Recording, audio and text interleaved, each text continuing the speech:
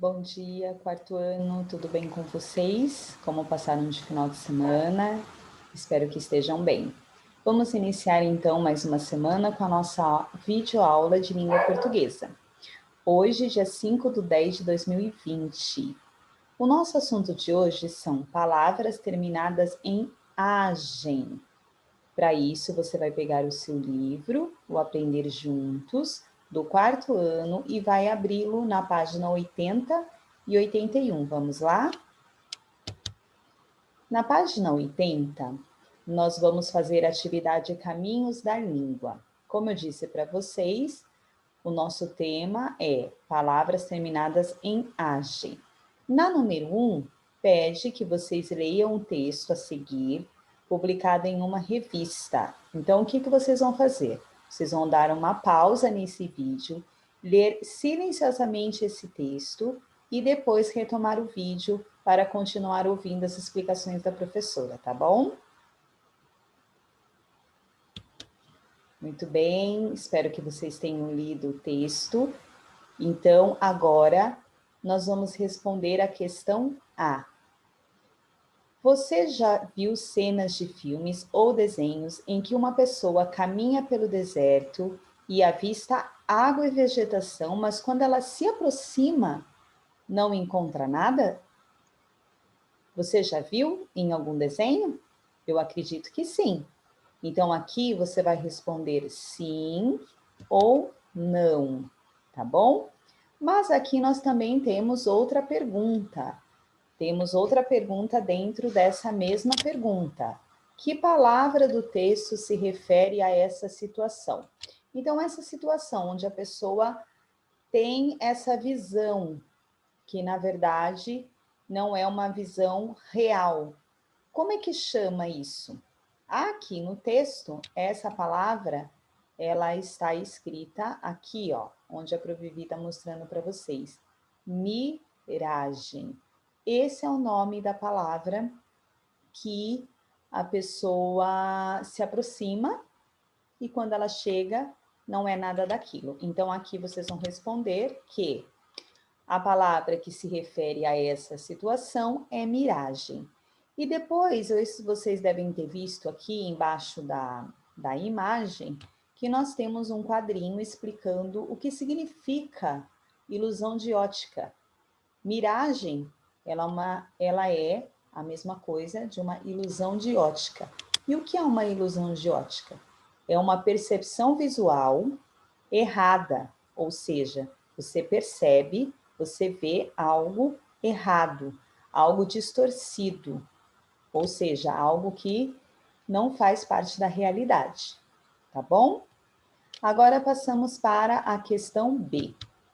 Na questão B, vocês vão observar parte destacada da palavra miragem, que está logo abaixo.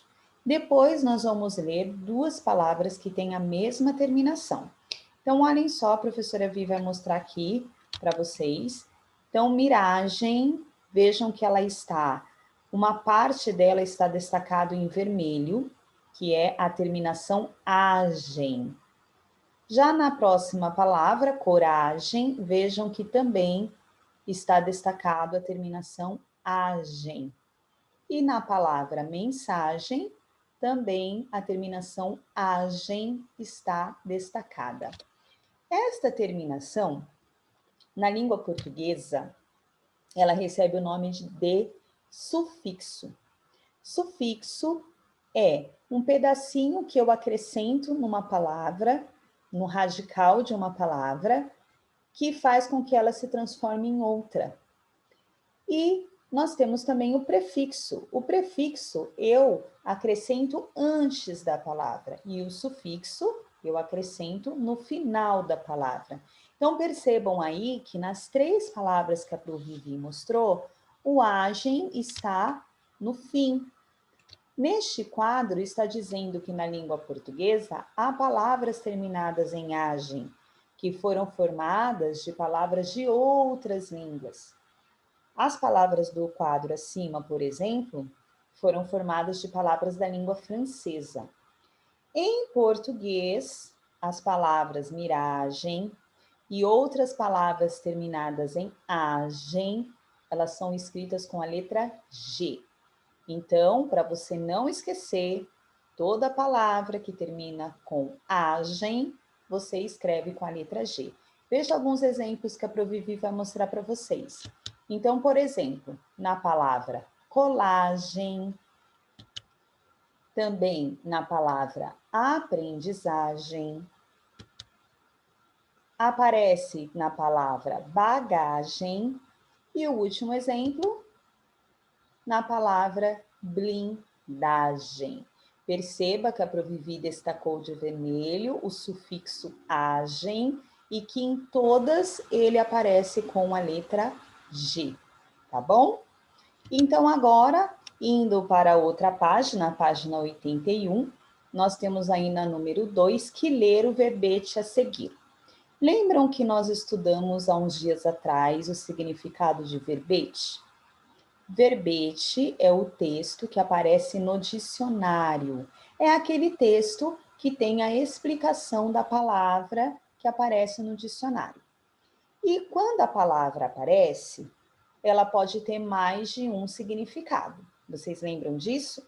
Lembram que a palavra casa, que nós analisamos a semana passada, ela tinha 12 significados, ou seja, ela tinha 12 acepções.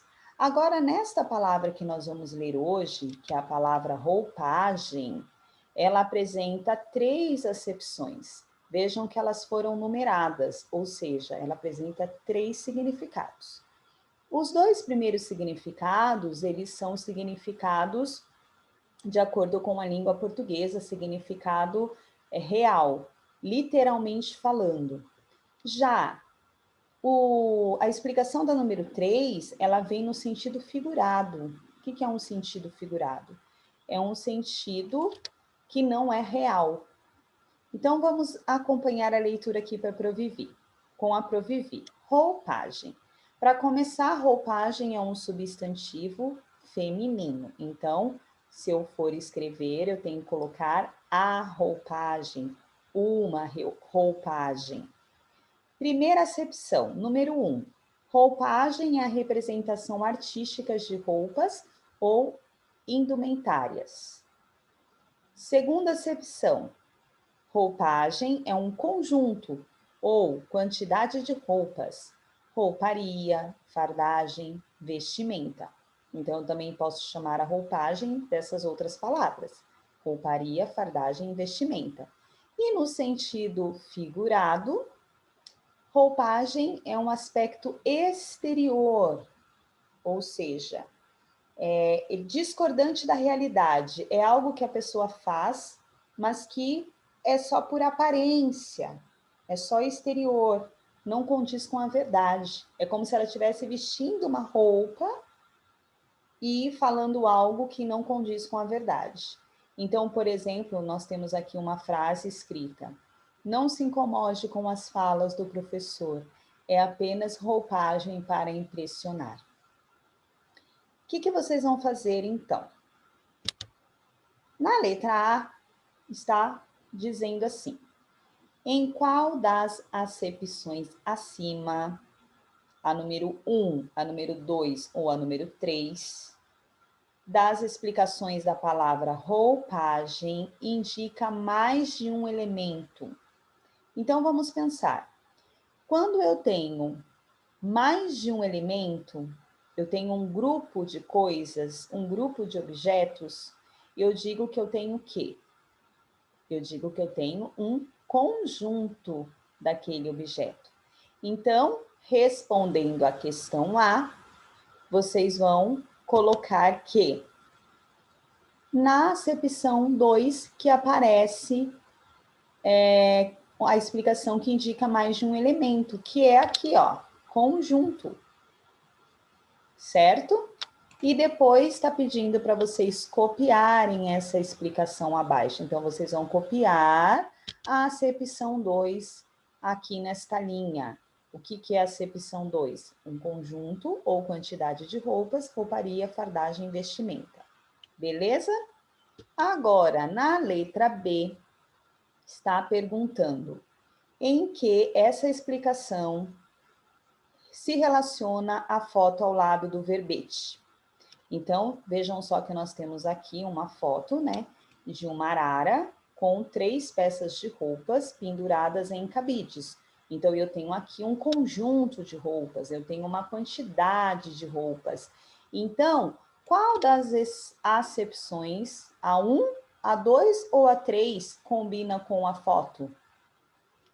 Ah, com certeza é a explicação 2, porque a foto ao lado, ela mostra um conjunto de roupas. Agora, na letra C, vocês vão copiar da acepção 2 outra palavra que tenha o sufixo agem. Depois, você vai pesquisar de qual termo essa palavra é formada e o que ela significa. Então, vamos lá. Então, você vai olhar lá na acepção 2, veja aqui que a Prof. Vivi vai mostrar para vocês. Existe aqui uma palavra que termina com agem. Facinho, né? Qual é a palavra?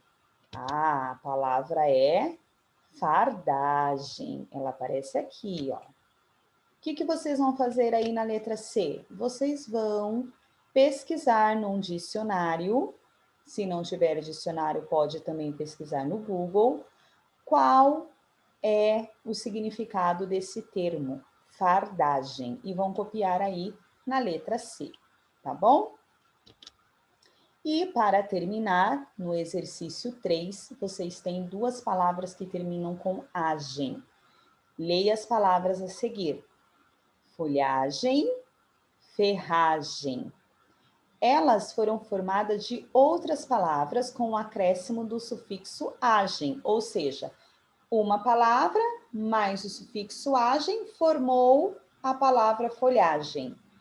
A quais palavras esse sufixo foi acrescentado para formar cada vocábulo a seguir? Então, folhagem, ela foi formada por quem? Ela foi formada pela palavra folha mais agem. E ferragem? Você sabe me dizer? Ah, garanto que sim. Ferragem foi formada pela palavra ferro mais agem. Muito bem, assim terminamos a nossa aula de hoje. Não esquece de enviar as fotos para a Prof. Vi e até a próxima aula. Um beijo para vocês.